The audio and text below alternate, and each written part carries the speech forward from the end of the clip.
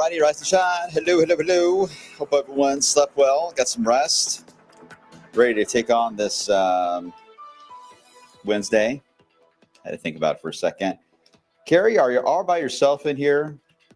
Hi, Carrie, on YouTube. Surely some other people besides you are awake right now. If you're awake, say hi, Carrie, if you're awake. You can be watching on all of our streaming channels, but you can only comment on the social media side, whether it is on YouTube, X, Twitch, and Facebook. But be sure to let me know any questions you got. It's really going to be covering the weekend setup. Not a whole lot has really changed. I've seen you guys yesterday. Just a few other thoughts on how this is starting to evolve.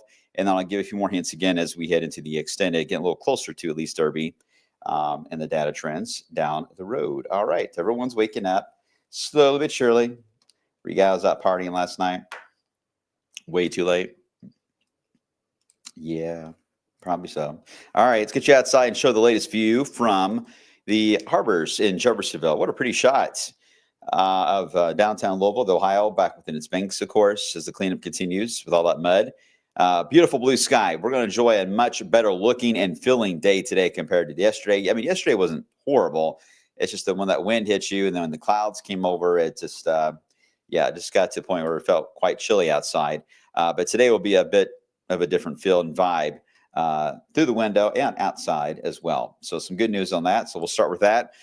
Latest look from space. Well, obviously, if you didn't see any clouds in the sky tri-camera, you're not going to find any on the satellite. So let's move on and to a wider scope. And you can see very quiet in our neck of the woods. So if you have any travel plans today in the region, you are in good shape. A lot of sunshine. Don't forget the shades, bright and sunny, pretty much all day long. Highest day likely into the 60s. Still below normal, but a little closer than what we have been. All right, we only see just a hint of the warm front that is going to start to show up as we head into tomorrow. Right there is where it is. And it's not looking like much now. And you're right, and it won't be much when it gets here. It really is not going to have a lot of moisture, but it'll move a little further east this afternoon. And then later on tonight should be around St. Louis. Tomorrow midday should be close to Evansville to Nashville. And then by tomorrow afternoon should be right over Louisville down to, say, Lake Cumberland. So it'll just drift eastbound. And as it does so, there will be batches of showers right along it, passing right across the Tennessee and Ohio Valley, Midwest. Should only amount to a few hundredths of an inch if you get any rain at all. Some of you may not get any rain out of it. But the important job this front has, of course, is to allow for a warm surge of air, which sets the stage for the Easter holiday weekend. All right, your severe risk today, it's right at the edge of where that warm front has already passed, and you're starting to get moisture in behind it. So that would be into parts of Kansas City, Missouri, and Kansas City, Kansas. We'll have to deal with a low and severe risk. Does pick up a bit more with that low pressure that'll eventually drag the front that'll be draped over us this weekend. This is the low that is going to grab that front and really create it. So large hail is one of the bigger issues that Iowa will face on Thursday, but still we're quiet here locally. Now the front, or the low pressure, I should say, has already moved over here into the UP of Michigan, but now the front is dragging behind it. As I mentioned yesterday, this front will linger in the Ohio Valley until a new low tries to develop. When a new low develops at the very tail of this, it will then dictate at that point how Saturday, Sunday, even parts of Monday will play out for us.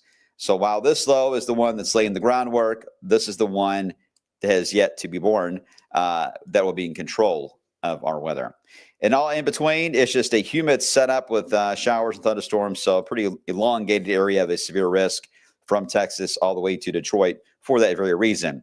But this does not look like a severe weather outbreak. This just looks like a belt of wind and moisture overlapping to where you can get a few warnings for severe, most of them just clusters of thunderstorms and pockets of heavier rain moving through. Closer view on this, notice it's got the marginal down toward Louisville on Friday.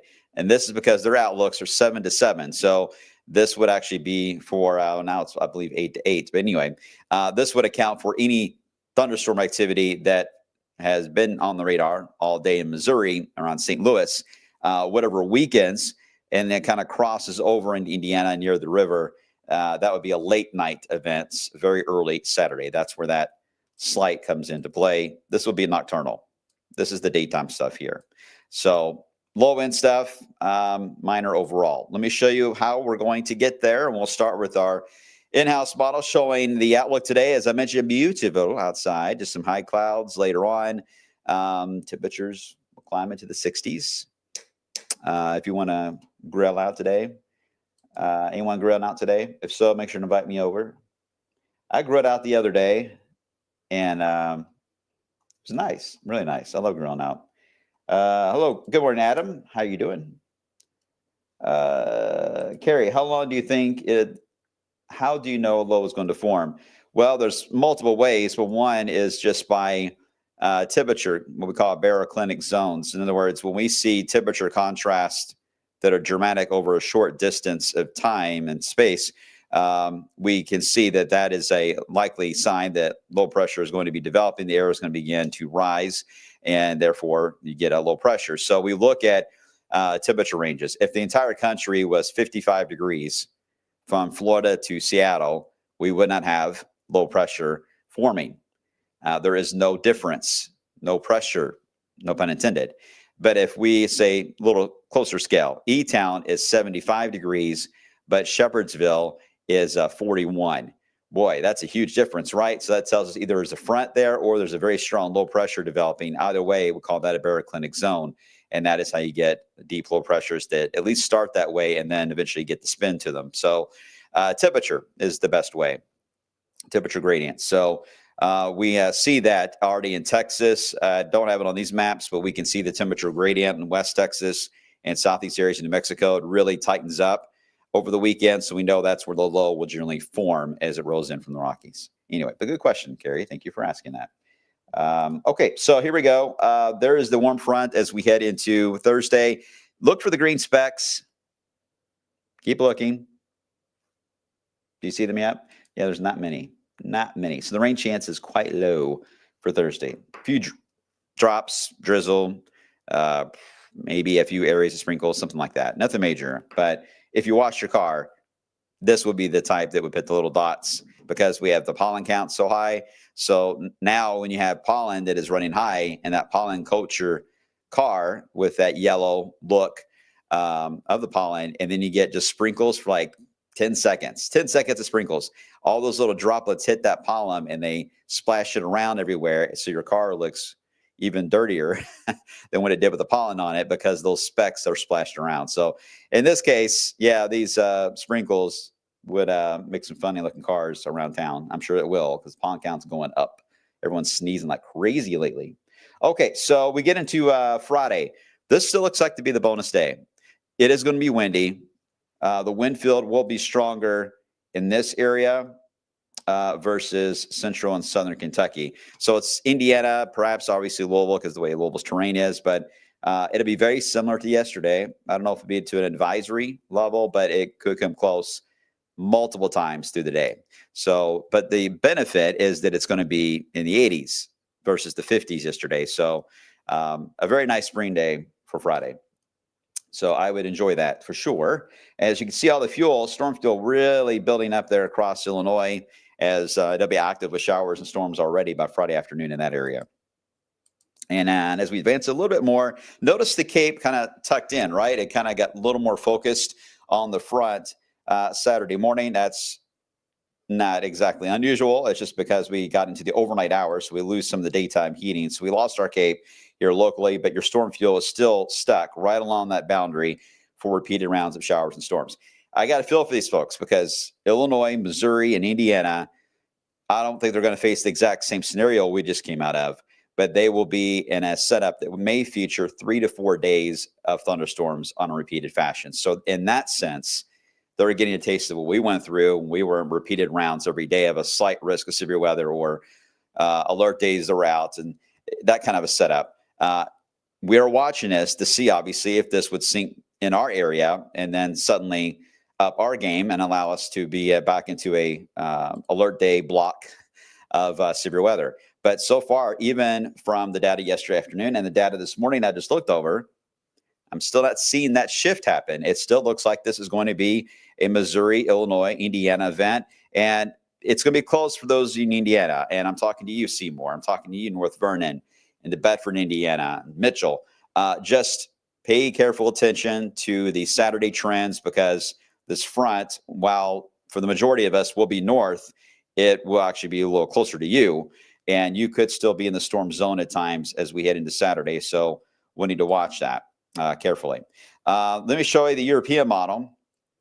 Similar idea. Here we are, Saturday morning. Showers and thunderstorms feeding across Missouri into Illinois, Indiana, Ohio. And look how close it is for Kentucky.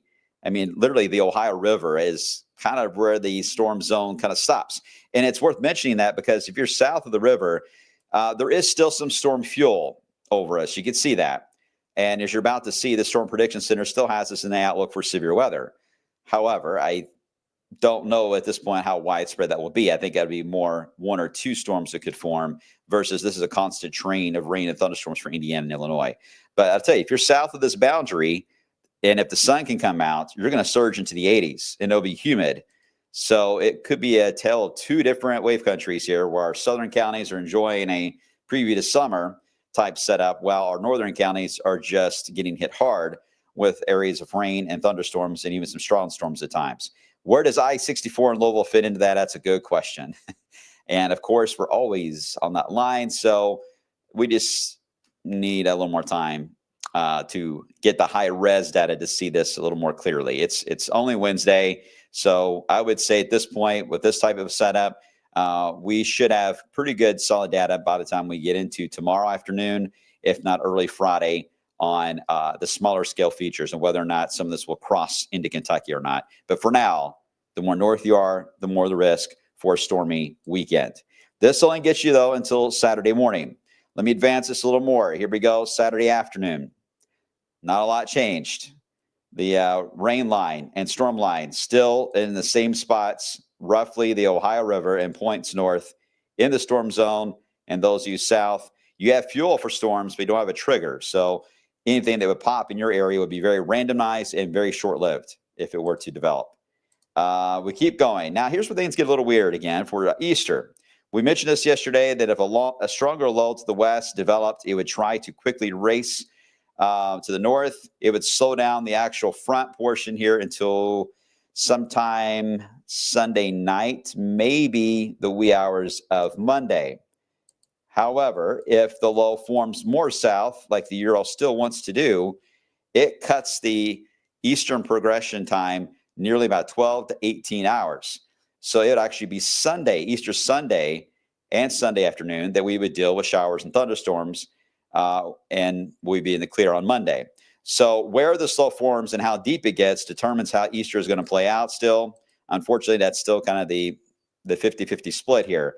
Again, stronger low will cut up. It'll allow for the front to be delayed until Easter evening.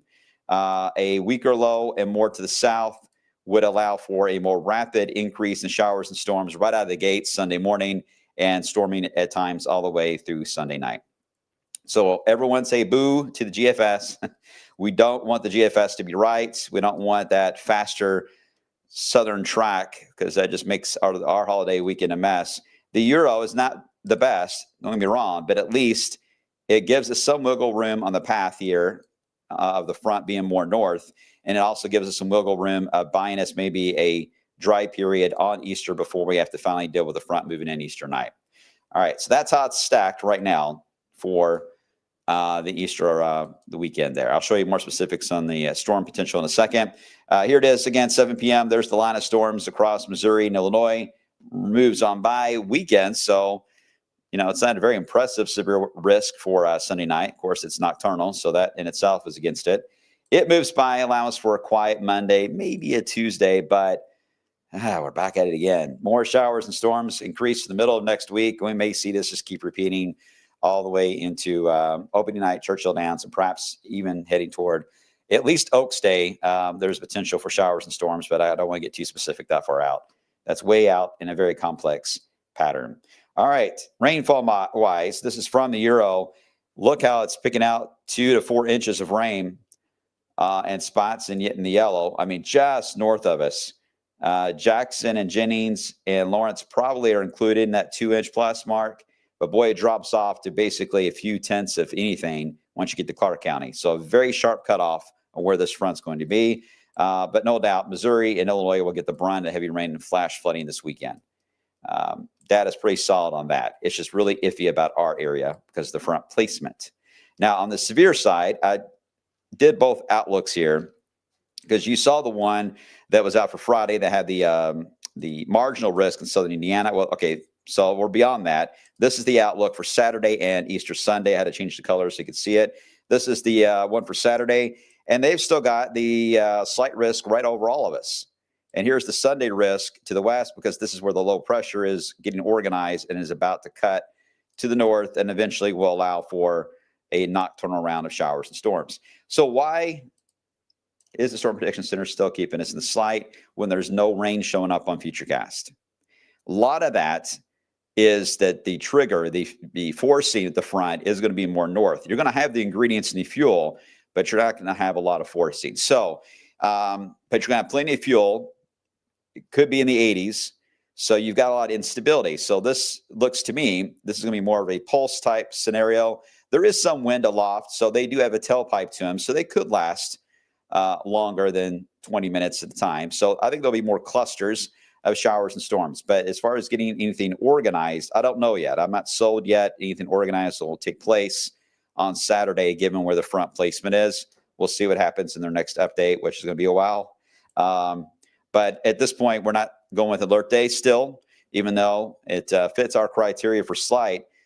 In the back of our minds, like, yeah, okay, it's a slight risk, but it's a complex setup. And we really don't want you guys to get the impression that you're going to be dealing with severe weather all weekend when right now I just don't see data supporting that will be the case. So I don't want you guys to have to feel like you have to adjust anything if you don't need to. So give us some more time to analyze this and figure out not only the placement of the low pressures, but also where the front will settle. I could easily get an update this afternoon, and all of a sudden the new models come in and the front decides it's going to stall here instead of Indiana and Illinois. Well, boy, that would change the whole ball game rapidly. And I've seen those shifts happen before. So I don't want to get too ahead of myself, but I also want to exercise caution that at least there is some storm potential this weekend that we need to monitor. Does that make sense? Hi, Joe. It looks like the rain is going to be kept away from the southwest again for rain. With that combined with warmer temperatures indicates earlier formation of Bermuda High this year. Good question. Yes, the Bermuda High does show up again in the modeling. We've seen that really help feed our flooding event was the blocking high off the southeast coast. And what he's referring to is the Bermuda High that's off this map here, but it's over here off the eastern seaboard, summertime pattern. I will say, and I debate if I was even going to say anything about it today, but I will. I'll go on and tell you.